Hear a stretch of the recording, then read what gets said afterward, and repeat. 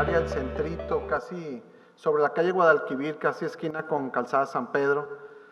Es un edificio del cual estamos, la verdad, muy orgullosos.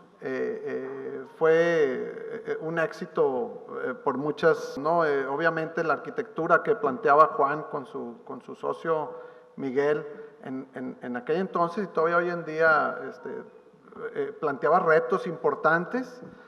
El cliente que nos presentó en aquel entonces también, el hecho de haber traído a Juan y a Miguel a trabajar en Monterrey le representó pues toda una situación no muy común. Nos invitó en ese entonces a hacer el site architect para Miró Rivera.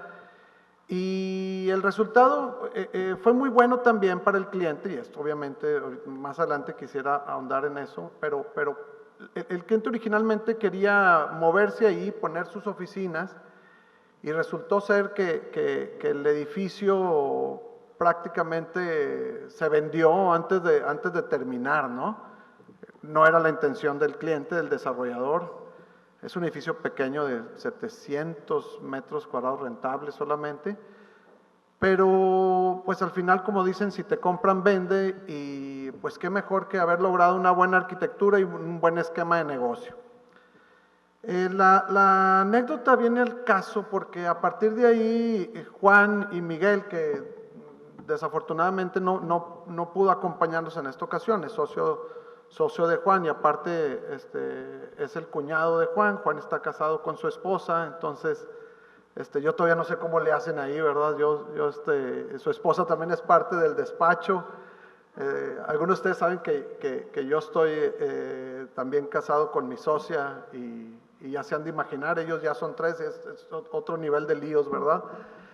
Pero la anécdota, les decía, viene al caso porque desde ese entonces la firma de Juan y Miguel y la nuestra hemos tenido oportunidad de participar pues en una cantidad interesante de proyectos aquí en Monterrey, y consideramos que estos proyectos otra vez han sido un éxito. Estamos contentos con lo que se ha logrado, más allá de haber ahora tener una relación de amistad y de lograr cosas juntos y de haber todos hecho a un lado nuestras propias, ¿cómo les llamamos?, celos profesionales y orgullos y ese tipo de cosas de las cuales los arquitectos estamos llenos, ¿no?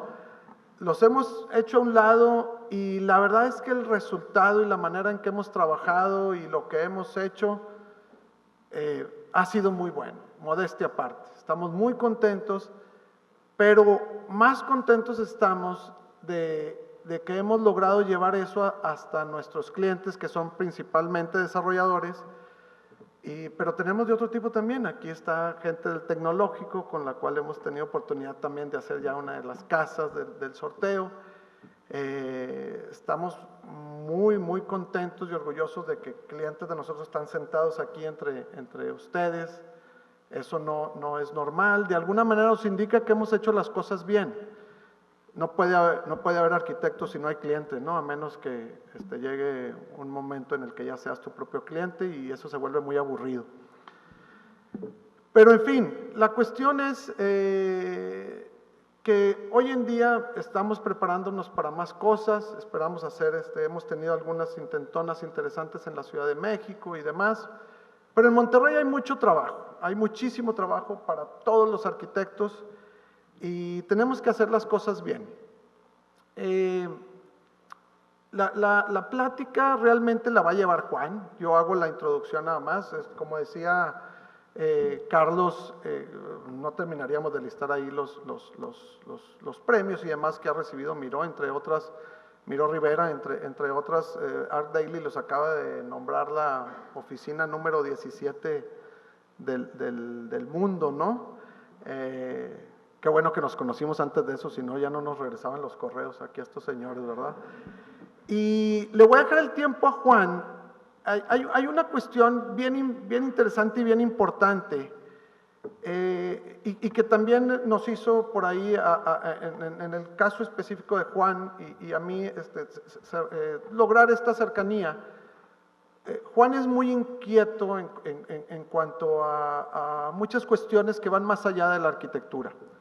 Juan es un arquitecto que me da pena decirlo, pero conoce y ha viajado por México más que yo y de seguro más que muchos de ustedes, y conoce mucha de su cultura. Él por mucho tiempo organizó viajes de la Universidad de Texas con sus alumnos a México, y eso pues le da una perspectiva bien interesante acerca de lo que estamos haciendo actualmente aquí en Monterrey, ¿no? También conoce de Monterrey, me ha tocado acompañarlo en alguno de sus recorridos, y el asunto es que lo que él pueda platicar ahorita de lo que se ha hecho aquí en la ciudad, trae bastante fondo y conocimiento acerca de cómo trabajan las cosas. Obviamente el hecho de que él ya sea multinacional, ha trabajado en Madrid, Estados Unidos, Nueva York, ahora Monterrey, Ciudad de México y demás, pues le da esa oportunidad. Pero es bien interesante escuchar también su opinión sobre lo que sucede actualmente en la ciudad y los proyectos que hemos hecho, los últimos proyectos que hemos hecho con nuestros clientes aquí, contemplan realmente esa aportación a la cual estamos obligados, ¿no?, como ciudad. Sin más, le cedo el tiempo aquí a Juan, al único español de ascendencia vasca, pero que le va al Real Madrid, ¿verdad? Sí, catalán más bien, sí, que le va al Real Madrid y que no toma café y no fuma, pero bueno, hasta en eso hay distopía, ¿verdad? Bueno, buenas noches, ahorita platicamos. Gracias, Alejandro, por contar un poquito la historia de cómo nos conocimos. La realidad es que es cierto que para mí ahora venir a Monterrey es casi como otra casa. Me siento muy bienvenido, cada vez tengo más amigos, conozco la ciudad cada vez mejor y es un placer siempre volver. Así que cuando Carlos me explicó un poco la idea de las reuniones aquí en el Colegio de Arquitectos, y me pareció apropiado efectivamente hablar de la ciudad en general. No es base solo de Monterrey, pero el título de la conferencia es Reflexiones Urbanas, pues es una oportunidad para compartir el trabajo que hemos hecho. Me voy a concentrar, trabajo principalmente en Austin, y entender también cómo hay cosas que tienen su paralelo en Monterrey, ¿no? Y acabaré con proyectos de los que hemos trabajado juntos Alejandro y nuestro despacho y el de Alejandro. Pero antes de nada voy a hablar un poco del contexto, ¿no? O sea, de dónde la arquitectura no funciona en aislamiento, es consecuencia de un entorno, de un contexto, de unas dinámicas complejas que hacen que sea posible lo que al final es algo tan complejo como una ciudad. Las ciudades son muy diferentes, tienen ADNs muy diferentes. Yo nací en Barcelona, que es una ciudad pues muy conocida a nivel mundial y tiene muchos lados positivos, ¿no? La gente va a Barcelona para entender temas urbanos. Madrid es la ciudad que me acogió cuando era muy joven, por eso soy del Madrid, aunque en realidad nací en Barcelona, pero me crié al lado del Santiago Bernabéu, o sea que es más fácil ser del Real Madrid que del Barcelona. Y la ciudad de Madrid es una ciudad muy parecida a Barcelona, en el fondo, o sea, es una ciudad muy densa, y este es el entorno cerca todavía tengo un piso en Madrid, que vamos en verano, y es un entorno muy diferente de la ciudad en la que ahora trabajo, ¿no?, que voy a enseñar en un momento. Madrid tiene calles amplias, otras calles más estrechas, pero la ciudad crece con una densidad muy uniforme en todos sus ámbitos. Muy poca gente vive en viviendas unifamiliares en Madrid, muy poca. Tiene un espacio público muy bien cuidado, unas calles cuidadas, hay muchas plazas, mucho espacio público, se hace mucha vida en la calle. Después de Madrid trabajé 6 años en Nueva York, y Nueva York para mí fue una ciudad muy fácil de adaptarme, porque en el fondo Barcelona, Madrid, Nueva York funcionan de una manera muy parecida. Yo siempre decía cuando estaba en Nueva York a mis amigos americanos de otras partes de Estados Unidos, amigos estadounidenses, me decían que venían de otras ciudades y el 99% de las ciudades de Estados Unidos no tienen nada que ver con Nueva York. En cambio, para mí Nueva York era una ciudad que funcionaba de una manera muy parecida a Madrid y Barcelona. Yo nunca había tenido un coche, nunca había vivido en una casa, siempre había vivido en un piso, entonces que me movía con la misma facilidad. En cambio, alguien que viene de Iowa o de cualquier otra ciudad de Estados Unidos, pues es un cambio muy grande, ¿no? El tipo de ciudad es muy parecida, es una ciudad compacta, una ciudad densa. Y esta es la ciudad donde vivo ahora, Austin, y es una ciudad muy diferente, también tiene muchos atractivos, la gente tiene una percepción muy buena en general de todas estas ciudades. Me ha tocado pues, ciudades que son generalmente percibidas como ejemplos de ciudades que funcionan, que tienen atractivos, pero es radicalmente diferente, ¿no? a Madrid. Y esto es lo que veo de camino. Esta es una foto, no estoy en un dron ni nada, esto es una foto desde el camino hacia mi casa, en el centro. O sea, esto es el bosque que se ve ahí, es la ciudad, no es un parque. Claro, cuando lo comparas con Madrid, es una ciudad radicalmente diferente porque la esencia es muy diferente. Esto es una ciudad compacta, Madrid, y Austin es lo que llamo una ciudad paisaje, una ciudad que no tiene nada que ver con la ciudad compacta desde que se concibió. Entonces, la arquitectura tiene que responder a los entornos en los que se crea y es obviamente muy diferente trabajar en Austin que en Nueva York, que en Madrid, que en Monterrey. Hay muchas cosas en común, pero hay muchas cosas diferentes a las que me tuve que adaptar. Si queremos entender de dónde viene esa diferencia, hay que mirar un poco atrás, la historia. Por ejemplo, en Madrid, este es lo que era Madrid más o menos cuando se fundó la ciudad de Austin. Madrid es una ciudad que, como todas las ciudades europeas, era una ciudad con orígenes antiguos y que fue densa desde el principio porque no le quedaba otro remedio. Eran ciudades amuralladas y la gente vivía dentro de los muros hasta que ya no cabían y ampliaban los muros, hacían otro anillo de muros y ampliaban la muralla para poder vivir en el segundo anillo. Y ya en el siglo XIX empezaron a derribar esos anillos de murallas para poder ya finalmente no tener que preocuparse de invasores que van a venir y que van a destrozar la ciudad, ¿no? Que eso es lo que pasaba en la Edad Media. Entonces, estas ciudades crecieron de una manera muy densa desde el principio. El ADN de estas ciudades es una densidad que estoy un poco apuntando para otro lado, ¿no? Pero ¿se oye bien allá atrás? ¿Se oye bien? Entonces, la ciudad es densa desde el principio y el tejido urbano lo refleja así. Es un tejido urbano desordenado. Los momentos de órdenes, como la Plaza Mayor de Madrid, eran como un esfuerzo por meter ahí como una especie de cuchillo para tratar de sacar un poco de orden en una ciudad que se desarrollaba de una manera muy caótica por el proceso muy orgánico en el que crecía. Y esa esencia de ciudad, aunque hubo momentos más ordenados a medida que crecía, se mantiene.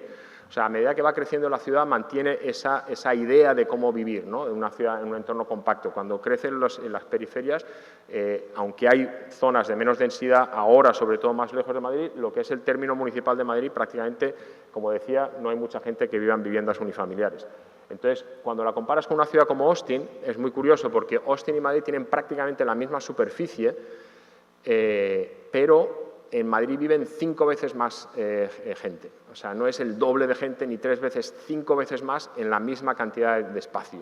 O sea, eso es un cambio, o sea, una diferencia radical, ¿no? Yo paso mucho tiempo en Madrid, paso mucho tiempo en Austin y muchas veces me hacen esa pregunta, ¿no? De qué ciudad es mejor, qué ciudad es peor. Yo siempre digo, ni peor ni mejor, son diferentes. Son diferentes y hay que aceptar que son diferentes. Lo que no puedes pretender es que una ciudad es la otra, ¿no? Cuando vas de una a otra. O sea, Austin tiene esa manera de crecer que es muy diferente a la manera de Madrid. Y lo curioso es que en caso de Austin muchas veces asumimos y hablamos del automóvil como el que genera esa poca densidad, pero en el caso de Austin, desde que se concibió, desde que nació la ciudad, la gente siempre ha vivido en viviendas unifamiliares. O sea, que es la esencia fundacional de la ciudad. O sea, es una ciudad que tiene un centro, que supongo que muchos habéis estado en Austin, tiene el centro y la universidad, y alrededor es como una especie de bosque urbano donde vive la gente, ¿no? La universidad y el centro tradicionalmente era solo para trabajar y no había prácticamente nada de vivienda. La ciudad está cambiando, está tratando de traer el modelo de ciudad compacta al centro de Austin. Pero el entorno de Austin todavía funciona así. O sea, esto es básicamente el centro de Austin empieza inmediatamente aquí a la izquierda. Y enseguida es esta manera de crecer muy poco densa. Lo curioso es que la manera de que es Austin ahora mismo, por densidad, se parece más a las ciudades maya del Yucatán o de el Petén, el caso de Tikal, que a las ciudades, por ejemplo, como Madrid. O sea, Tikal en el siglo VIII tenía la misma densidad que tiene Austin hoy en día. Y en esa época no tenían automóvil. O sea, era una consecuencia de cómo se adaptaron al terreno hostil de construir en la jungla una ciudad. Era una ciudad de poca densidad, también por otras razones. De la misma manera que Madrid era una ciudad densa por razones que no tenían nada que ver con lo que había decidido el arquitecto, sino eran más una manera de adaptarse a una realidad. En la realidad de Tikal era muy diferente. Y son ciudades muy parecidas, en el sentido, cuando uno va a Tikal ves estas pirámides que suben por encima de la copa de los árboles, de la misma manera que ves esos edificios altos que rompen un poco el perfil de todo el bosque que rodea la ciudad. Y esto es una tradición muy potente en las Américas en general. O sea, la relación con el entorno natural en las Américas ha sido siempre muy diferente a Europa. O sea, cuando uno viaja por las Américas y ve todos los ejemplos de arquitectura, de construcciones precolombinas, tanto en Sudamérica como en Centroamérica como en Norteamérica, hay una relación con la naturaleza fundamental. En el caso de Machu Picchu es algo conocido, está la piedra sagrada de Machu Picchu, que lo que hace es reproducir la montaña sagrada al este. O sea, la arquitectura trata de integrarse en ese entorno natural. Eso es algo que no existía en Europa. En Teotihuacán, por ejemplo, las pirámides son montañas sagradas reducidas de escala y con el mismo concepto que las montañas sagradas, que tenían un templo arriba, pues en este caso es la pirámide. O sea, que son maneras de construir basadas en una creencia y una manera de entender el mundo que conectaba a la gente con esa manera de entender su entorno. En Taos, por ejemplo, ciudades mucho más pequeñas, el concepto es prácticamente lo mismo. Aunque sea una ciudad gigante como Teotihuacán o un pueblo pequeño como Taos, el concepto es muy parecido. La arquitectura y lo que construye el hombre trata de integrarse con la naturaleza y el entorno natural. O sea, en este caso, los grupos habitacionales forman dos complejos que establecen como una especie de cosmología, ¿no? De la plaza en el medio está flanqueada por los dos edificios construidos por los hombres, la montaña al norte crea el espacio. La manera de crear espacio colabora con el entorno natural. Y lo sagrado es, y lo que hace a los artistas poner ese esfuerzo casi sublime que vemos en la arquitectura inca, es un esfuerzo por conectar con ese mundo natural. La perfección se encuentra en la naturaleza. Eso es un ejemplo de Perú, ¿no? Cuando gente hoy todavía vas a Perú y cuando ves lo que trabajaban en piedra en la época de los incas, hoy en día con toda la maquinaria posible que tenemos, no podríamos hacer lo que ellos hacían sin ni siquiera usar metales. O sea, de tamaño de piedras y cómo las juntaban con una perfección, porque eso era lo que para ellos significaba conectar con ese material sagrado. Para nosotros, que la piedra sea sagrada nos suena como algo totalmente lejano. O sea, para ellos no era así.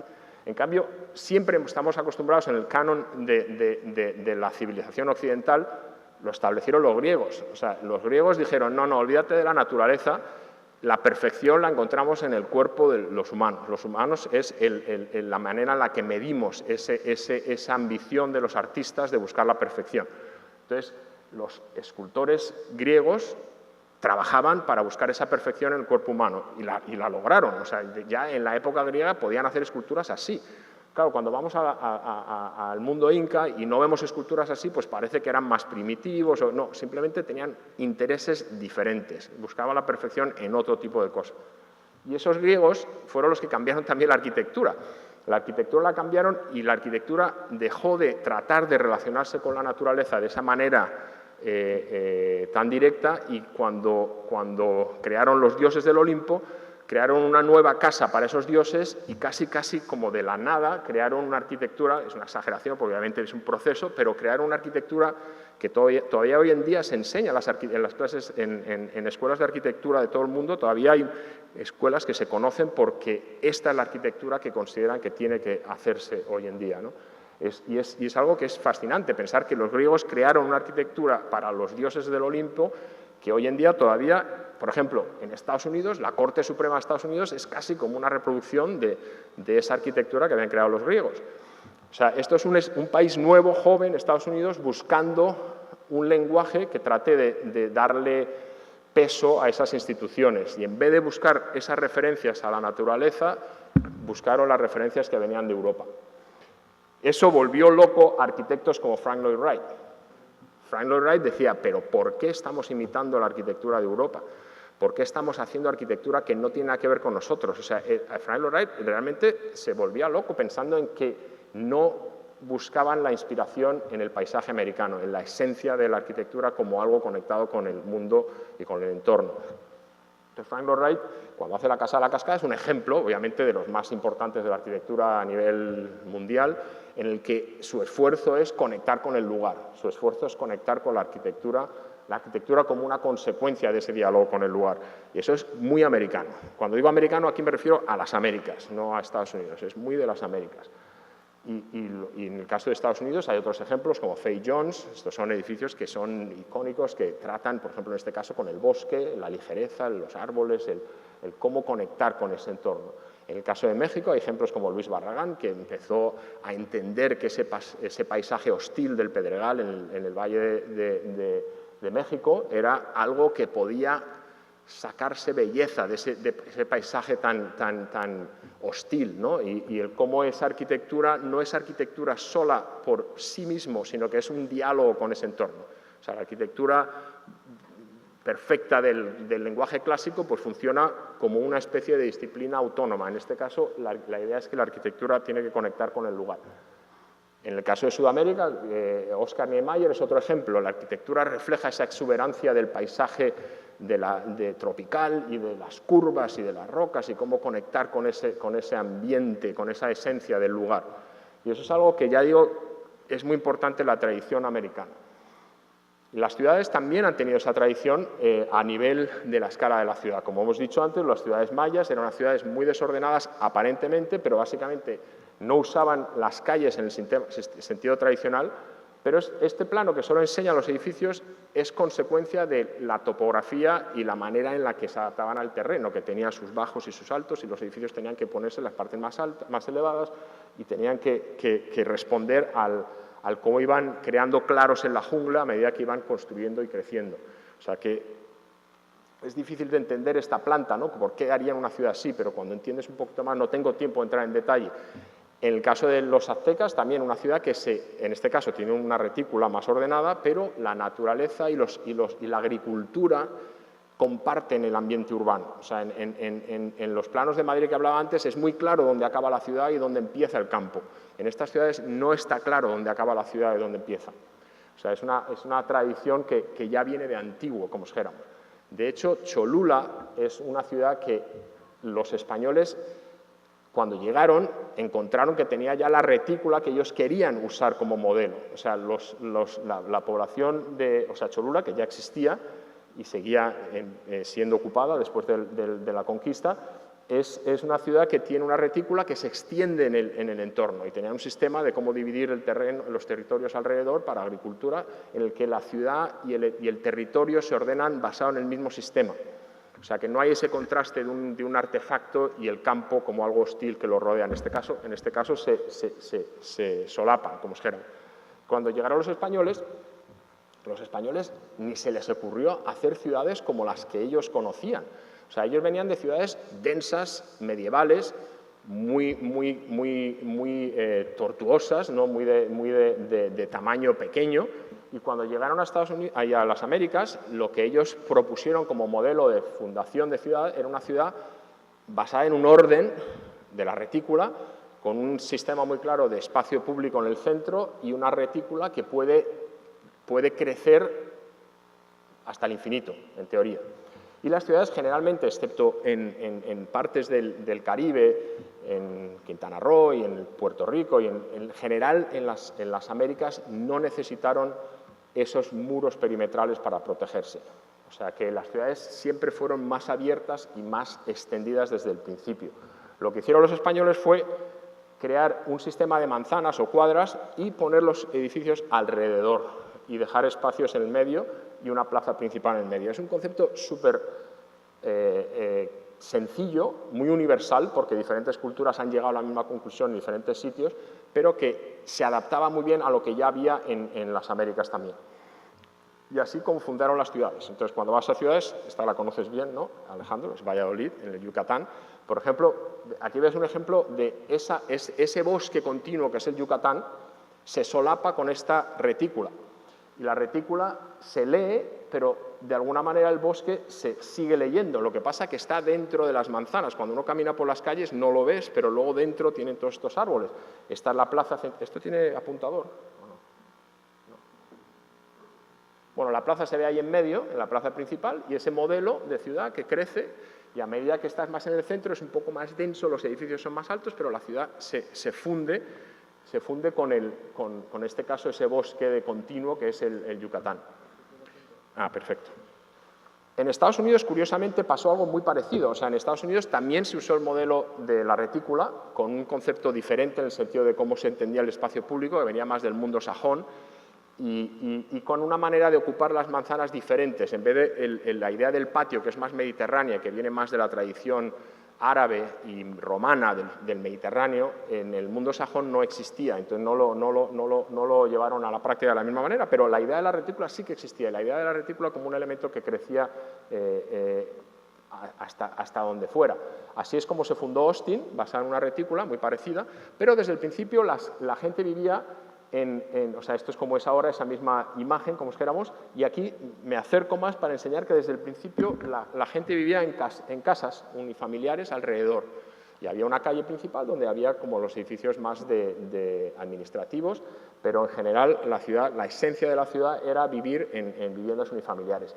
Y eso se traduce en esa retícula con los árboles, crea un entorno como el que se ve en esta foto, que es el que domina, como dijéramos, el entorno de Austin, en todos los alrededores. Es como un bosque urbano que realmente no existía. Este es un bosque que se plantó a medida que la ciudad iba creciendo, en la mayoría de las partes, porque eran terrenos agrícolas que a medida que iba creciendo se iban plantando, o sea, son bosques urbanos. Esta es la vista de la ciudad desde uno de nuestros proyectos y ahí se ve el centro y el resto es como una especie de océano verde, ¿no? Cuando lo ves, porque es obviamente es un sitio muy atractivo para vivir, entonces, pero al mismo tiempo no puede ser igual que las calles de Madrid. O sea, es decir, hay un poco ese equilibrio, ¿no? De que no puedes conseguir las dos cosas. Lo curioso es que en Austin, desde los barrios más antiguos, se han mantenido así. O sea, estos son de los barrios antiguos del siglo XIX, cuando las casas son más pequeñas, las casas son de estilos diferentes, pero los árboles están ahí y eso es a lo que nos hemos ido adaptando. Por ejemplo, voy a enseñar ahora varios proyectos en los que la arquitectura responde a este tipo de ciudad que acabo de describir. O sea, en este caso es una casa antigua que se ha ampliado, pero con esos árboles lo que haces es trabajar alrededor de la belleza que te dan esos árboles, ¿no? Directamente. La idea de crear patios, que como digo, no son habituales en la tradición anglosajona, pero crear espacios en los que uno se pueda adaptar. Ahora, por ejemplo, la zona... Austin también tiene un terreno más movido, no son montañas como las que hay aquí en Monterrey, que el contraste es brutal entre la parte de la ciudad y los cerros. En Austin es más como colinas que se van moviendo cada vez más, es el principio de lo que se llama el hill country. Entonces, la arquitectura también se adapta un poco a esa topografía. Por ejemplo, en esta casa, que no voy a entrar en mucho detalle, pero es un ejemplo de que la casa sigue prácticamente exactamente las líneas de nivel del terreno para minimizar la excavación y el relleno que hay que hacer en el terreno. O sea, es una casa muy horizontal porque se adapta a eso y manteniendo prácticamente todos los árboles. Son ciudades que protegen los árboles. Son ciudades que tienen regulaciones muy estrictas en cuanto al área de superficie permeable, de la protección de los árboles, y entonces la arquitectura se adapta a eso y trata de beneficiarse, ¿no? De las vistas. Como hay terreno movido, pues hay vistas. Lo mismo que la gente quiere ir al cerro para ver las vistas aquí en San Pedro, pues ahí tienes esa opción de adaptarse. Y también hay agua.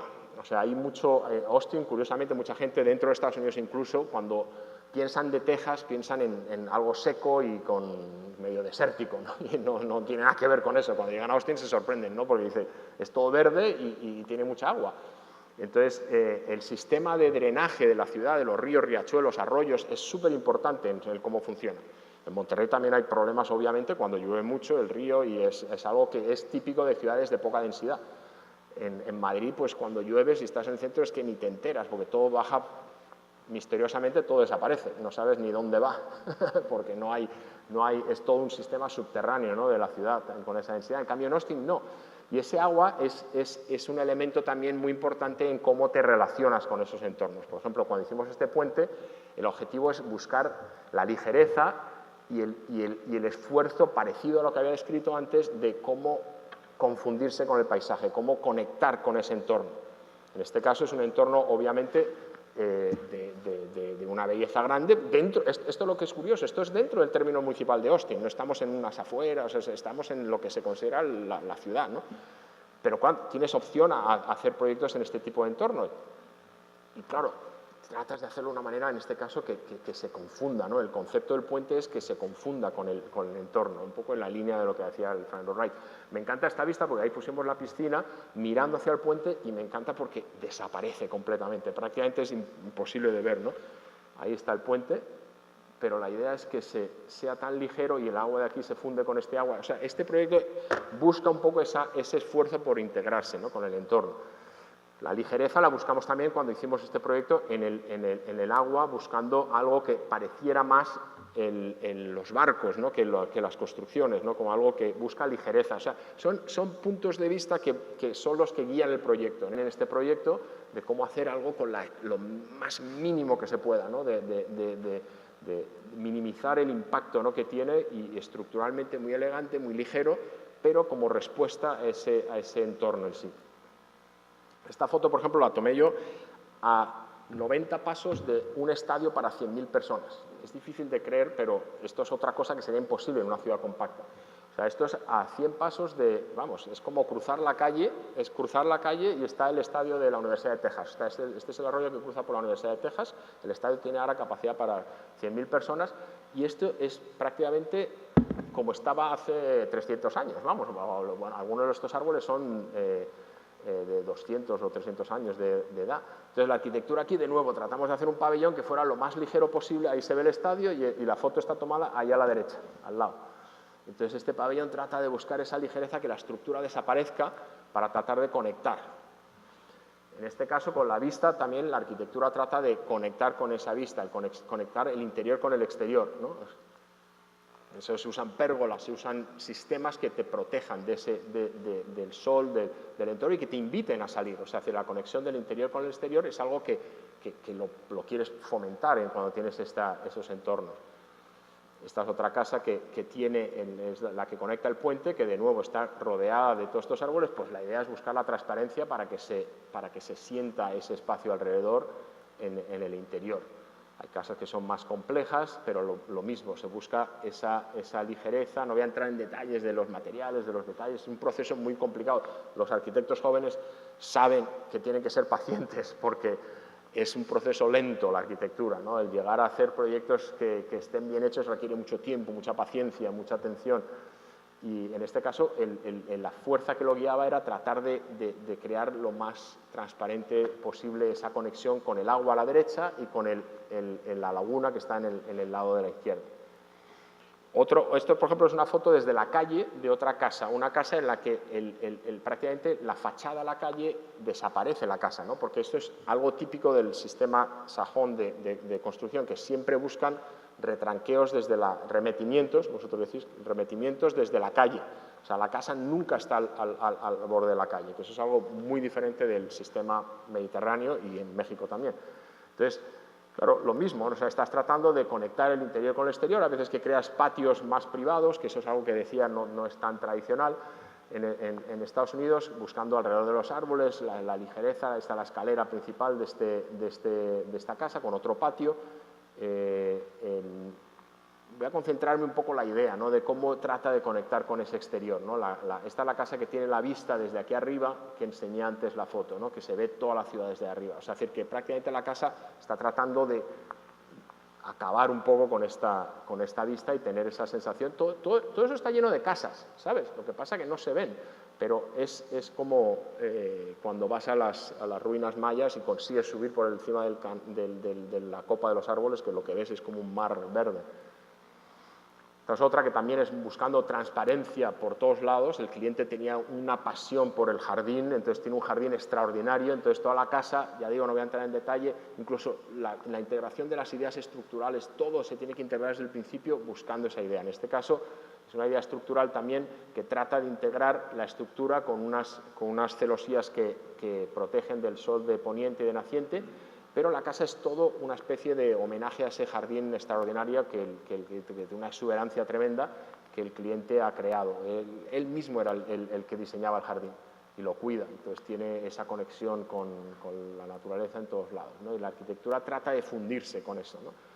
Abstracta, ¿no? Porque esto puede ser un edificio que no sabes muy bien de qué altura o qué tipo, ¿no? Pero la idea es que permita esa conexión tan fuerte. Bueno, vamos a llegar también a Monterrey. Entonces, en Monterrey, por ejemplo, cuando hicimos la casa para el sorteo STEC, en Monterrey hay una tradición de arquitectura de vivienda unifamiliar muy fuerte, obviamente. La gente le gusta vivir en viviendas unifamiliares en Monterrey, pero las reglas son muy diferentes. O sea, lo que domina es el muro de la calle. Y entonces, cuando hicimos la casa del TEC aquí, lo que buscamos era básicamente aceptar y disfrutar de esa manera diferente de entender cómo la ciudad se crea con un muro continuo, que es una de las cosas más bonitas de México, es los muros que hay en general. Hay obviamente unos que son más atractivos que otros, pero la idea de que hay mucha riqueza en el cerramiento y el contraste entre el interior y el exterior. O sea, cuando uno viaja también pasa cuando uno viaja por el sur de España, sobre todo, que entras esos patios dentro de las casas, dentro de los edificios, y es como desconectarse del mundo exterior. Y eso es una de las esencias, ¿no?, del patio como tipología universal. Y es lo que buscamos en este caso. La casa, de hecho, se llama Casa Ituali, que es patio en náhuatl. Y la esencia es mantener esa idea de la fachada, porque el remetimiento es mínimo, 50 centímetros, me parece, ¿no, Santiago? Lo que de la línea de la propiedad, 50 centímetros. O sea, no tienes esa distancia grande que te exigen en Austin. Y, por ejemplo, aquí las casas flotan como objetos independientes y hay espacio alrededor, no hay continuidad y cada una tiene su autonomía, o en este caso ni siquiera está ahí. Y en cambio, aquí la fachada está dominada por algo continuo. Cuando se construyen más, pues es una fachada continua. Pero dentro tienen la oportunidad de crear ese patio, ¿no? Entonces, el patio es la esencia de este proyecto y es la esencia de cómo la casa se organiza alrededor de eso. O sea, que también se busca esa conexión con el exterior, también se busca esa conexión con el árbol, con la luz, con el agua, con la luz. O sea, todas las cosas que hacen a la arquitectura pues conectar con algo muy básico, ¿no?, que la gente responde bien. Todo el mundo responde bien a estar en la sombra debajo de un árbol, ¿no?, independiente de si han estudiado arquitectura o no. En este caso tratamos de reproducir eso, ¿no?, que fuera un poco esa manera de decir Monterrey es un sitio pues, como cualquier ciudad grande, ¿no?, que tráfico, trabajo, y cuando llegas a tu casa quieres que sea un contraste, ¿no?, con esa tranquilidad. Y es un mundo privado, o sea, está buscando la privacidad, que es algo muy importante en la tradición mediterránea y en México. Yo siempre digo, muchas veces tengo que explicar esto en el mundo sajón, que la gente cree que la privacidad es consecuencia de que hay un crimen muy alto y que digo, no, la gente construiría estos entornos aunque no pasara nada. Es una manera natural de crear espacio en estas tradiciones. No tiene nada que ver con que hay gente que te va a entrar o no. Es una tradición que viene relacionada con muchos años de cultura y de cómo crear espacio. O sea, para los arquitectos es fantástico porque es una manera muy básica de crear espacio. Y la casa obviamente se conecta con ese espacio y es la esencia de esto. A nivel de ciudad es muy importante entender que todo esto que he mostrado hasta ahora es el esfuerzo por lo privado, por la privacidad, por ese entorno que todo el mundo busca de su casa como el refugio. Cuando digo refugio lo digo de una manera pues simbólica, ¿no?, de la familia, pero las ciudades necesitan espacios para congregarse y necesitan el espacio público. Y ese es el gran reto de las ciudades, cómo mejorar el espacio público. El espacio público es algo que es prácticamente una conquista, porque todo el mundo se ocupa de lo suyo, pero es muy fácil olvidarse de lo público. Y en Estados Unidos, por ejemplo, una cosa que no hay tradición en Austin, por ejemplo, es el espacio público más básico de una ciudad es la calle. La calle y la plaza. La cultura de la plaza tampoco existe en la tradición anglosajona de la misma manera que existe en México y existe en España, por ejemplo, ¿no?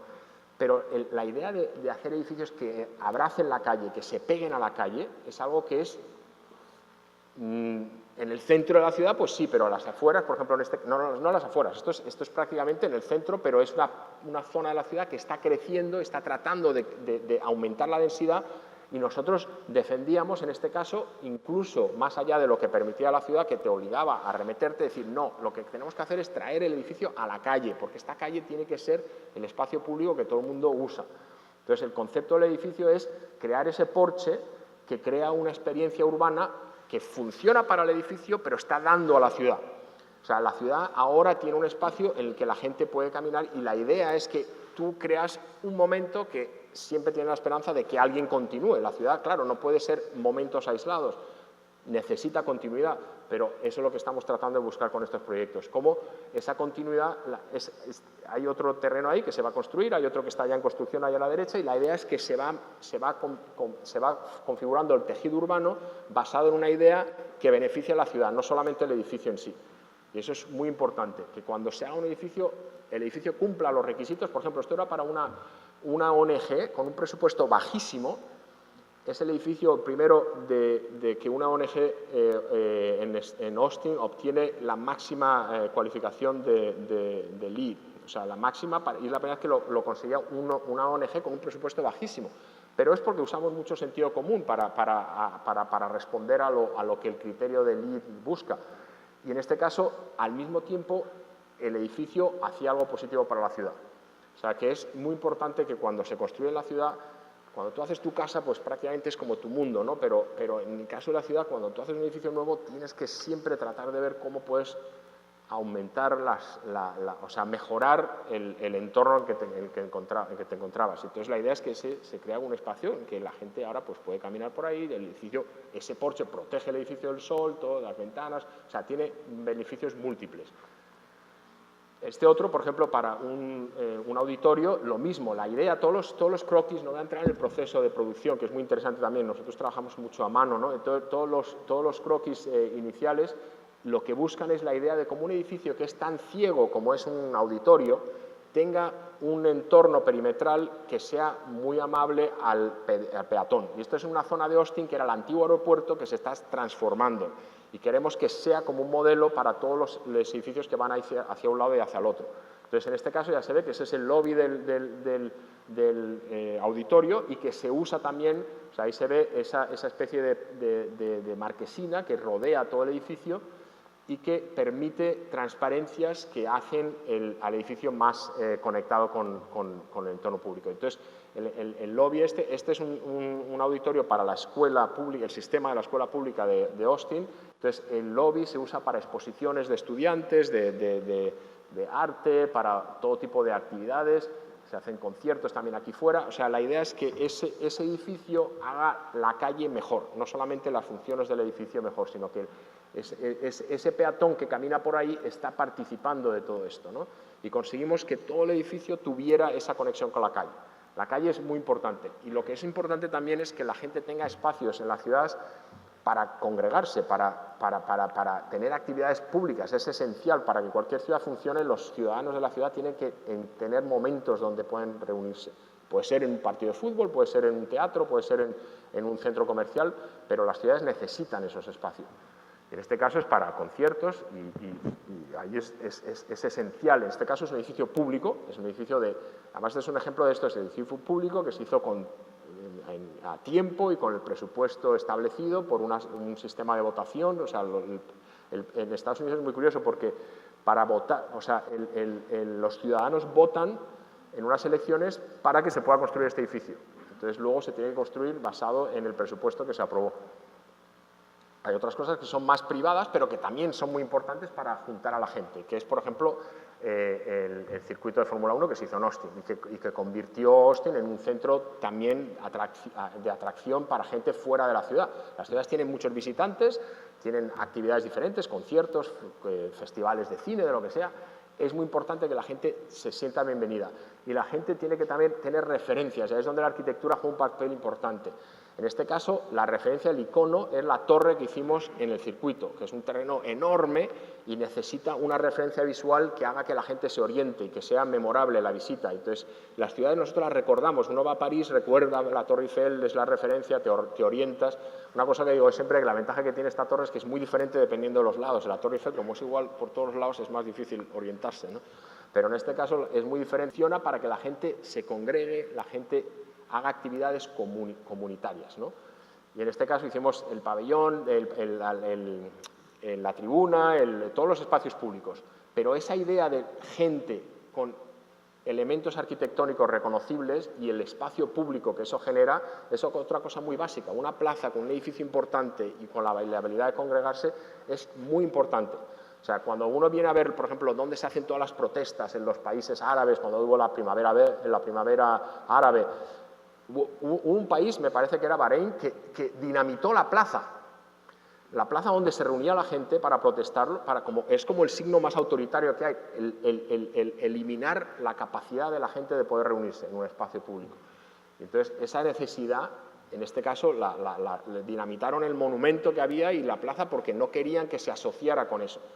Entonces, en este caso se asocia con una actividad diferente, la Fórmula 1, el espacio público, el agua, pero ese icono de referencia ayuda mucho, las ciudades necesitan esa referencia. En este caso es una tradición muy importante en Austin, es la música, por ejemplo. Esto está dentro del circuito de Fórmula 1, pero es la música, o sea, es la idea de la ciudad, se usa para algo que es muy importante en la personalidad de la ciudad, en este caso la música. Y se ha convertido un poco en una referencia, ¿no? Eso es algo que también la gente lo reconoce y lo asocia con su propia ciudad. Viniendo a Monterrey, es una ciudad más parecida a Austin que a las ciudades europeas. Se parece más a las ciudades americanas de las Américas en general. Son ciudades que, como decía, la esencia es de una ciudad más extendida y así se ve, ¿no? Cuando uno viene a ver, el centro también está creciendo, pero es una ciudad más landscape city, más ciudad de paisaje que compact city. Obviamente hay un esfuerzo en Austin ahora y en Monterrey por tratar de traer el otro modelo, ¿no? y a ver cómo se convive. Y ese es el reto de las ciudades hoy en día, cómo convivir con esos dos modelos cuando decidimos, por razones las que sean. No voy a entrar en todo el debate, ¿no? de las diferencias. Yo siempre digo que en este debate siempre parece que o estás a favor de uno y el otro es como el demonio, o estás a favor del otro y el otro es el demonio. Yo siempre digo que son más complejas estas soluciones, ¿no? O sea, hay que convivir con los dos modelos, es obvio. Pero el caso de Monterrey es obvio que se ha apostado por esa ciudad vertical y que ha creado una manera diferente de hacer ciudad.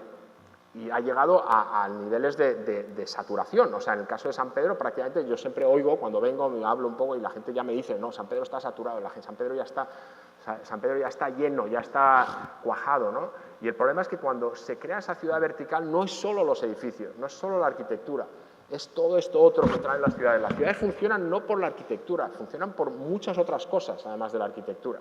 O sea, si Madrid y Barcelona son ciudades modelo, que no es por la arquitectura, que la hay y muy buena, pero es por otras cosas que tienen que ver con el transporte público, con la calidad de espacio público, con la gente, con el costo donde vive la gente. O sea, hay muchas cosas que hacen a las ciudades funcionar, no solamente la arquitectura. Yo siempre lo digo esto a los arquitectos para bajarnos un poquito las... O sea, que no somos muy importantes en ese debate, pero la esencia de la ciudad es muy compleja y necesitamos mucha otra gente para poder responder a esos retos. Y en el caso de Monterrey es un reto grande el transporte, eso es obvio. O sea, porque en Madrid, por ejemplo, la mayoría de la gente usa el transporte público. En Austin prácticamente nadie lo usa. O sea, es decir, que si creamos más densidad va a traer otro tipo de problemas que a lo mejor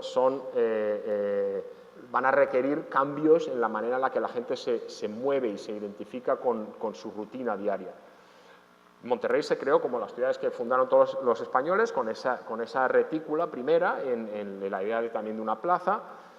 Y lo interesante es que en el caso de Monterrey, como casi todas las ciudades en Europa, cuando derribaron el último anillo de murallas, cuando ya decidieron que no tenían que protegerse de la amenaza turca, que era la última amenaza de Europa, eran los turcos, ya la manera en la que se peleaban las guerras, ya las murallas no hacían diferencia, porque podían ir por encima.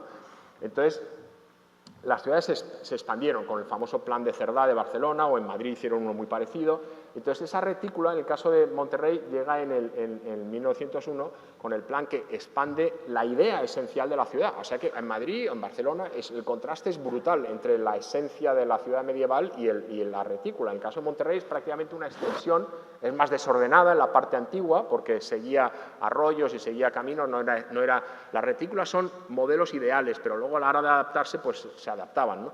Pero en este caso se extendió y la ciudad crea un rectángulo, que con el río aquí y con la extensión aquí de esta misma retícula, que es prácticamente lo que se considera hoy esa esencia del centro de Monterrey, ¿no? Y gracias a Dios yo creo que no sé si es porque San Pedro se ha cuajado tanto que ya los promotores, los desarrolladores han empezado a echar el ojo a Monterrey, que había sido abandonado prácticamente. O sea, esta era la ciudad y en los años 60 o los años 50 yo encuentro mucha gente que me dice mi abuelita vivía ahí, mi abuelita, o sea, y se fue perdiendo población. Pero la esencia de esta ciudad está establecida y es muy fácil de entender y es muy positiva. Tiene una esencia que es muy fácil de mejorar. Es mucho más fácil mejorar esto que crear una nueva, porque ya tiene un modelo que está muy bien entendido, que es la retícula de estas calles. Pero ¿qué pasa? Que las calles están muy abandonadas. Entonces, en San Pedro, este es un proyecto que todo el mundo conoce, sobre todo Jorge por ahí.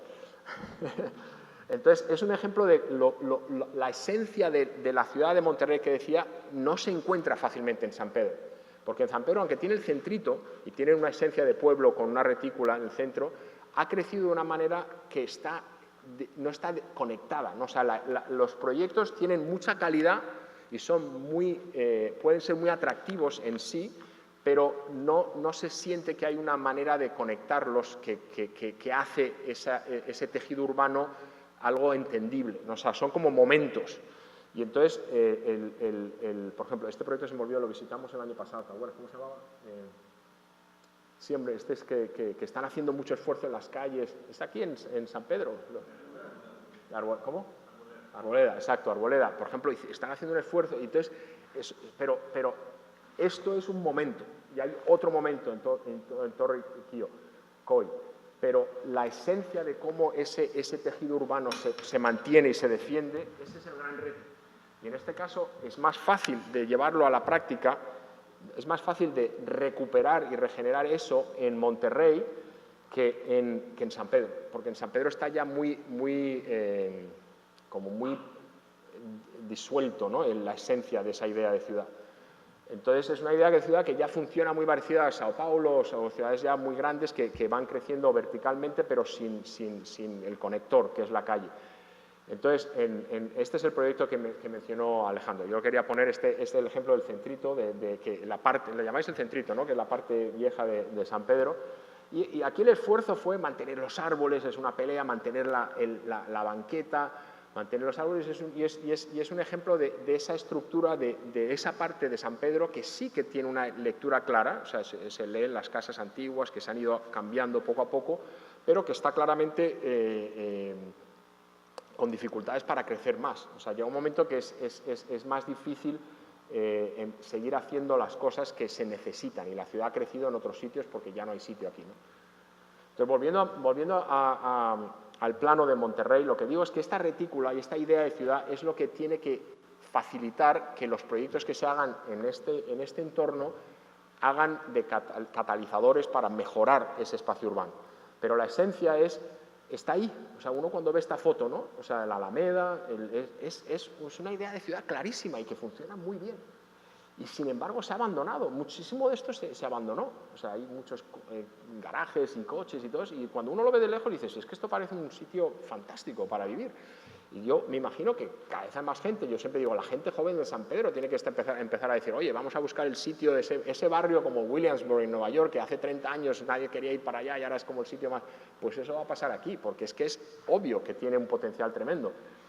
Entonces, Alejandro mencionó, trabajé con mis alumnos de la Universidad de Texas el año pasado, hicimos como una especie de estudio de todo el centro histórico y ideas de cómo diferentes tipos de intervenciones pueden ayudar a regenerar esta idea de la ciudad, ¿no? Entonces, una de las cosas que hablamos era la posibilidad de crear algo que me parece que es una idea muy viable. Esto es una parte importantísima para el Monterrey. Realmente hay gente joven que a lo mejor no conoce nada más que el parque desde que existe, pero pensar que ese parque no existía va a ser algo sería como casi sofocante pensar que Monterrey no tuviera este parque hoy en día, ¿no? Que pensar que había una fábrica ahí, bueno, una fundidora, es un entorno de gran potencial, ¿no? Porque está muy bien hecho, tiene muchas cosas que atraen a la gente allí y es parte de esa necesidad por los espacios comunes. Y entonces, ese tiene un entorno también que conecta con la esencia fundacional de la ciudad alrededor de la macroplaza, y la idea del paseo con el río y con el agua y que se convierte en un parque Eso es una idea fantástica que cualquiera entiende y cualquiera está atraído a ese potencial. Lo que tratamos de decir es, ¿por qué no se continúa esto por la macroplaza con una especie de anillo peatonal que conectara hasta el Cerro del Obispado, ¿no? O sea, la idea de que pudiera haber algo que mantuviera esa idea, conectando la Alameda, conectando la macroplaza, fíjate que ya está prácticamente conectado. Y luego la idea de que estas grandes avenidas, Madero, Venustiano, van a ser probablemente las que absorban esa necesidad por ir más vertical, ¿no? O sea, es un equilibrio, ¿no? ¿Cuánto de esto se tiene que mantener, cuánto se tiene que eliminar, ¿no? La ciudad de Vancouver, por ejemplo, apostó por eliminar un montón del terreno de lo que era la isla original y convertirlo en edificios altos en toda su zona. En Austin, por ejemplo, hay unas peleas increíbles en la gente que dice, no queremos eliminar esas casas, esas casitas que enseñaba están en el centro, pero la gente no quiere deshacerse de ellas. Entonces hay que buscar dónde se pueden crear estos edificios verticales que acomodan a más gente, porque obviamente el argumento por los edificios altos es que de pronto vas a tener mucha más gente que no necesita conducir, que para ir al trabajo pueden ir andando, pueden cruzar el metro, y eso es algo positivo, pero al mismo tiempo hay que ver hasta dónde lo llevas, porque yo digo, la esencia es, no todas las ciudades pueden ser como Hong Kong, o sea, no necesitan ser como Hong Kong, o sea, que a lo mejor hay que encontrar ese equilibrio en lo que se mantiene y dónde se puede poner esa densidad que ya está ocurriendo alrededor del río, y de alguna manera yo creo que va a seguir ocurriendo en los ejes que delimitan esa zona, ¿no? Entonces aquí ya se ve un poco lo que es el Madero y luego hay más zonas, ya no nos metimos más allá, pero esto lo que me gustaba es que esta es la esencia del plan del 1901, ¿no? El Monterrey que de alguna manera era todo Monterrey hasta que San Pedro empezó a vaciar Monterrey. Pero claro, hay un esfuerzo por cómo mejorar esas calles. Hablo del tejido urbano como algo muy positivo, pero hay que trabajarlo, hay que cuidarlo, hay que mantenerlo. O sea, el tendido eléctrico, todas estas cosas afean mucho el espacio público y lo dificultan, o sea, dificultan el cómo la gente puede caminar por las aceras, con las banquetas. Y eso es algo que es una inversión igual de importante que cualquier edificio. Y es algo que no depende de los arquitectos, no depende de los desarrolladores solo, tiene que ser un esfuerzo común entre lo privado y lo público, pero las calles mejoran enormemente si no tienes todo el tendido público aguantado por postes, ¿no? que dificulta los postes, y obviamente tiene que haber planes de incentivación para recuperar edificios muy valiosos que están abandonados. Y eso es algo que es cuestión de tiempo. Es decir, que si alguien que tiene un inversor interesado, hay un montón de oportunidades como estas y que supongo que hay muchos inversionistas y muchos desarrolladores que están haciéndolo ya, de hecho, ¿no? Pero es un potencial tremendo, pero hay algunas zonas que parece que estamos en Beirut. O sea, es realmente, parecen zonas de guerra, que ha habido un bombardeo o algo. O sea, que es algo que tiene un potencial tremendo, pero requiere o sea, por ejemplo, los árboles. Claro, esos árboles están ahí sobreviviendo como pueden, porque no hay un sistema de protección y de cuidado de los árboles, pero los árboles es la esencia de lo que hace una ciudad mejor. Yo siempre digo, si tú quitas los árboles de Austin, la gente se iría corriendo de esa ciudad, porque sin los árboles esa ciudad sería radicalmente diferente. En Madrid igual, Madrid lo que hace, la arquitectura es casi secundaria. Si tú tienes unos árboles cubriendo las aceras de una calle, está bien pavimentada, está bien iluminada, la arquitectura pasa a segundo plano. Pero claro, cuando tienes unas aceras que no puedes ni caminar, es muy difícil. El entorno público se hace muy hostil, se hace como si no fuera parte de la ciudad. Entonces es muy difícil el generar ese continuo cuidado, ¿no? Y hay ejemplos que funcionan. En el barrio antiguo se hizo. ¿Qué hace esto atractivo? El pavimento, no hay cables, está bien iluminado. O sea, es tan obvio que es sorprendente que no sea más fácil de aceptar. Y yo sé que hay retos, porque cuesta dinero, pero yo siempre digo, mira, en Austin hay un barrio cerca de mi casa que están haciendo una ampliación de una calle y hay unos postes de luz del tendido eléctrico que para ampliar la calle los tienen que mover 10 pies, lo van a mover de aquí a aquí. Y yo digo, ¿pero por qué no lo entierran? Y dice, no, es que cuesta más. Digo, pues sí, claro que cuesta más, pero esto es en la ciudad, en el estado más próspero de Estados Unidos, en la ciudad más próspera de Estados Unidos, en el barrio más próspero de Austin, y no pueden enterrarlo. No lo entierren porque y luego, claro, con los árboles y todo eso tienen que mantenerlo, cuando hay una tormenta se caen, cuesta un montón de dinero el mantenimiento, cuando lo metes por debajo, pues, no sé, son cosas que está tan metido en la mentalidad de la gente que incluso gente que tiene los medios cuestiona el enterrarlo porque dice que cuesta más cuando en realidad hay otras cosas que cuestan también más y las hacen sin pensarlo. O sea, que en este caso yo creo que es algo que hay que apoyarse en ejemplos como esto, en el barrio antiguo, que funciona tan bien. Y la arquitectura, pues obviamente está cuidada, pero el edificio de aquí, pues ese edificio seguro que si le quitas esto y lo cuidas, mira qué balconcitos y todo eso, sería igual de bonito. Pero hay que incluso en este tipo de ejemplo, lo enseño, esto es una zona en la que el hecho de que la acera sea ancha, tenga un árbol, tenga una marquesina, no está al nivel de lo que se haría si lo hiciéramos nuevo, pero está creando un espacio usable, incluso para poner el carrito, para poner esto, está el árbol. Es relativamente fácil hacer cosas pero tiene que estar todo el mundo de acuerdo, tiene que haber más gente que está de acuerdo. Y esa es una de las cosas que estábamos mirando en estos proyectos. Entonces, la idea es que ese recorrido tiene todos los elementos que funcionan para crear algo memorable, que es los iconos de arquitectura como la fundidora, edificios públicos significativos y espacios públicos que ahora mismo tienen mucho potencial, como es la macroplaza.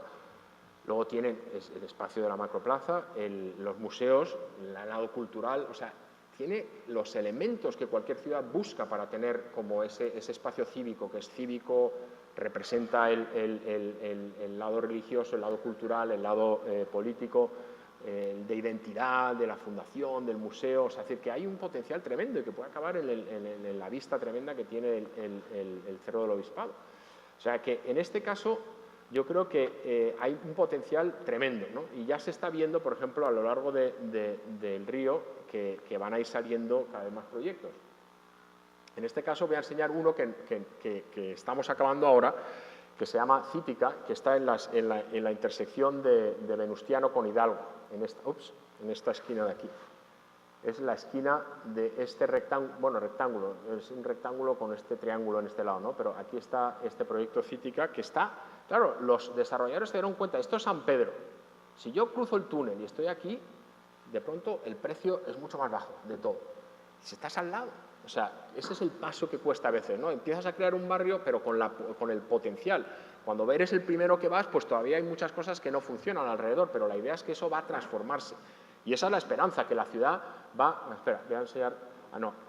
Este es el proyecto, esta es la esquina, y esto es Hidalgo, y la esperanza es que la ciudad...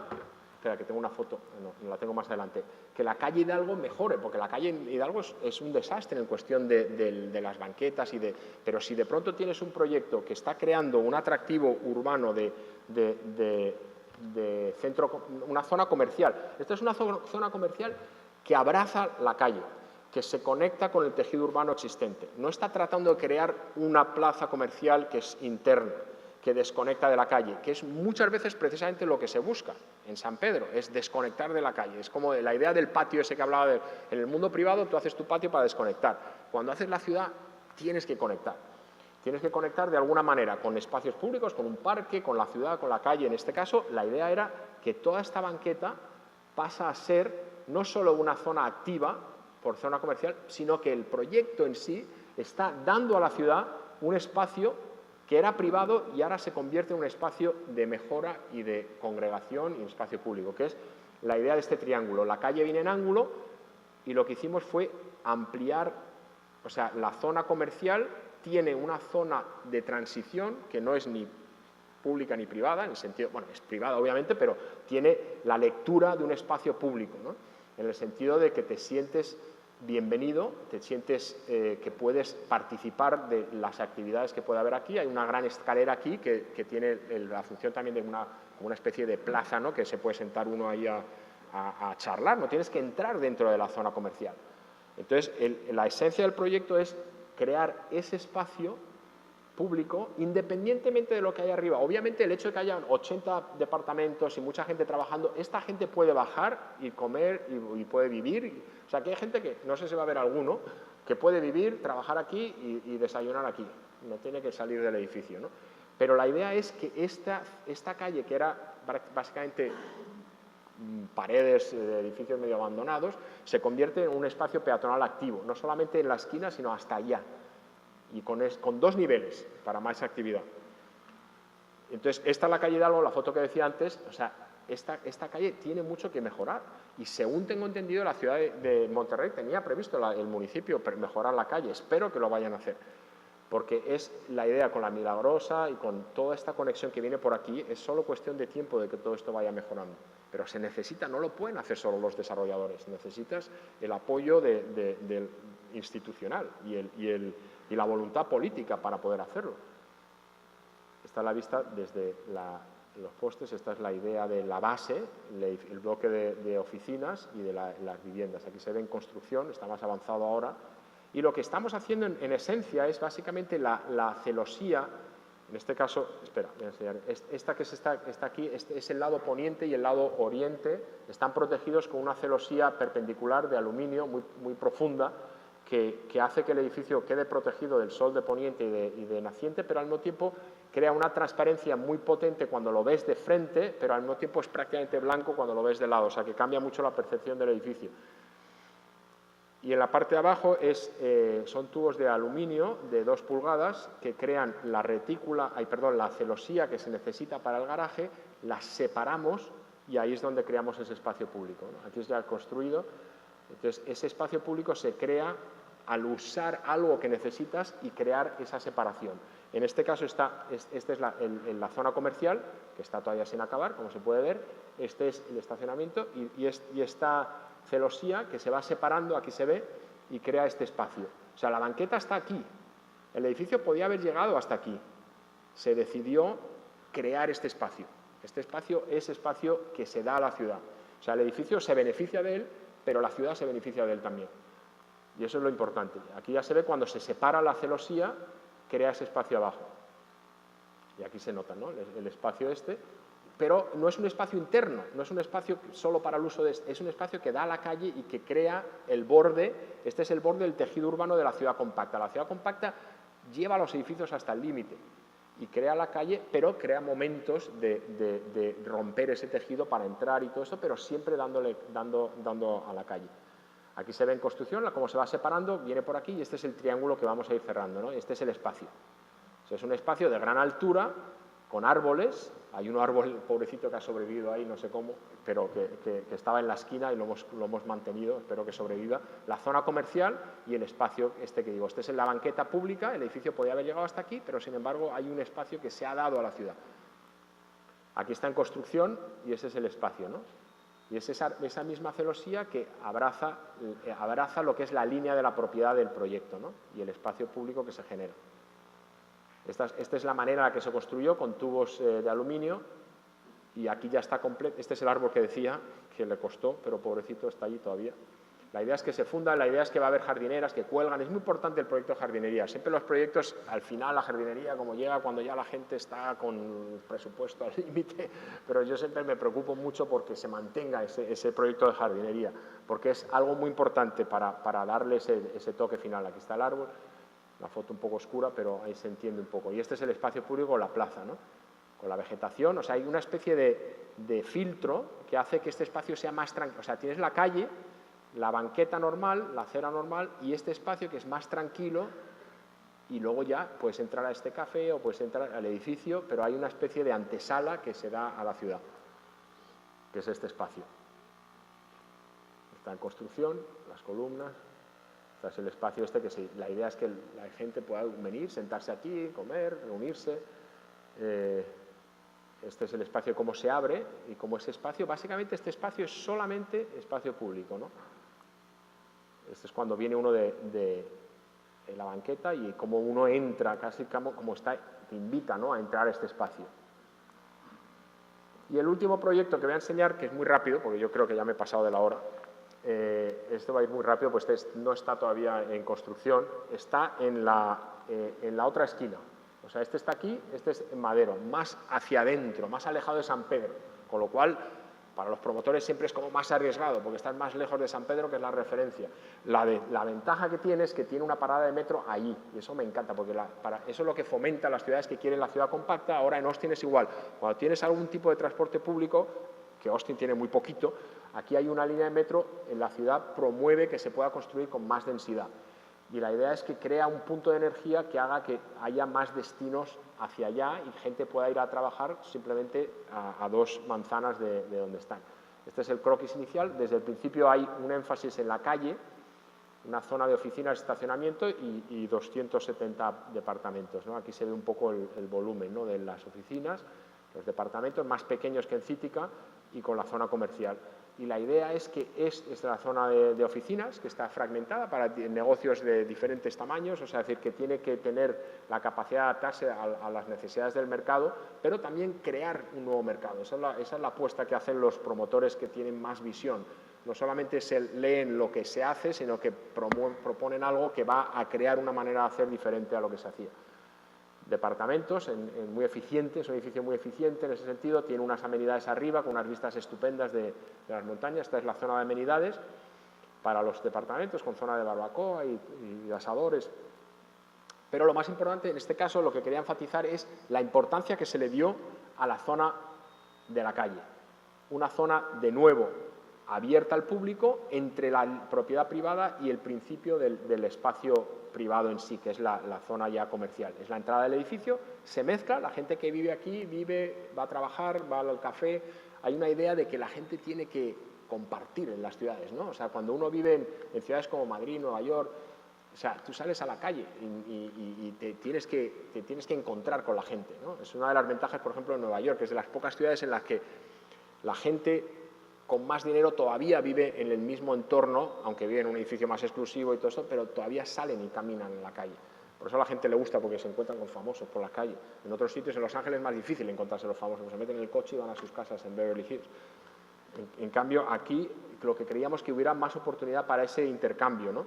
Entonces hay una zona comercial que tratamos de que entrara también en las calles laterales, o sea, porque muchas veces uno dice, bueno, esto es Madero y nos mantenemos aquí. No, se lleva hasta acá y se lleva hasta aquí. Entonces, todos los edificios necesitan una parte de carga y descarga, de acceso de vehículos, y esto es ese croquis inicial que es muchas veces muy tosco, pero que enseña la idea de cómo el edificio se mantiene con un elemento atractivo visualmente que marca un poco la identidad de esa experiencia pública en la calle, ¿no? Está en la esquina de Venustiano con Madero y con los 2 pisos, ¿no? Y con una escalera, en este caso, que a diferencia de la de Cítica, es una escalera más normal, como si queramos, pero que conecta un gran corredor arriba que tiene una zona de restaurantes muy amplia. Todo esto es una zona con una terraza muy amplia, de manera que esa actividad se ve desde la calle. O sea, de nuevo, esto es una parte del tejido urbano que se beneficia en vez de ser una zona comercial que mira para adentro nada más.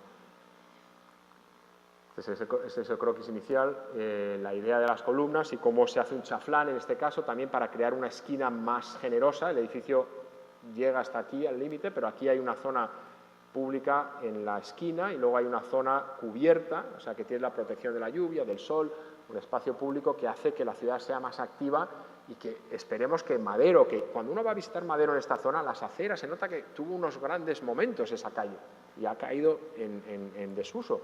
Y es una pena porque es una calle que tiene mucho potencial también y esperemos que con proyectos que fomentan ese tipo de actividad múltiple se pueda regenerar.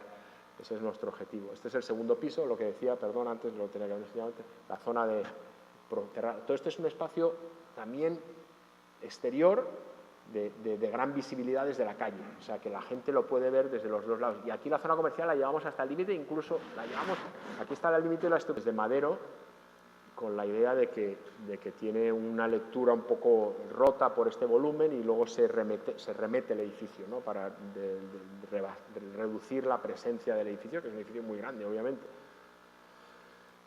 Y esto es lo que tengo.